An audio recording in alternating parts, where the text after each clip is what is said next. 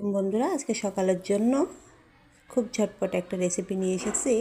আর যাদের বাচ্চারা সাধারণত ডিম খেতে পছন্দ করে না, এই রেসিপিটা শুধুমাত্র তাদের জন্য। রেসিপি শুরুতেই আমি একটা বলে নিয়েছি কিছু পরিমাণে আটা। আমি এখানে 2টা রোল বানাবো, যার জন্য একটু আটার পরিমাণটা ঠিক সেভাবে নিয়েছি।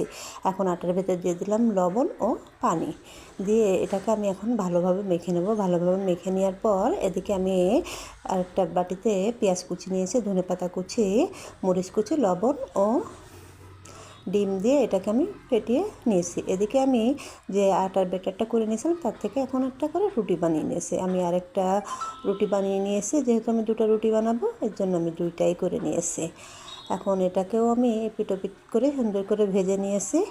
এখন আমি এটাকে উঠিয়ে কড়াইতে তেল দিয়ে দিলাম। তেলটা দিয়ে এখন আমি যে ডিমের রাখছিলাম মিশ্রণটা, সেটাকে এখন আমি দিয়ে দিয়েছি।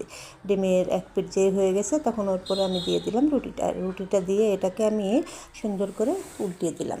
দিয়ে এরপরে সসটা চারিকোণারে সমান করে মাখিয়ে দেবো। ব্যাস তৈরি হয়ে গেল আমার দারুণ মজাদার ঝটপট রোল রেসিপি। ধন্যবাদ সবাইকে। আসসালামু আলাইকুম।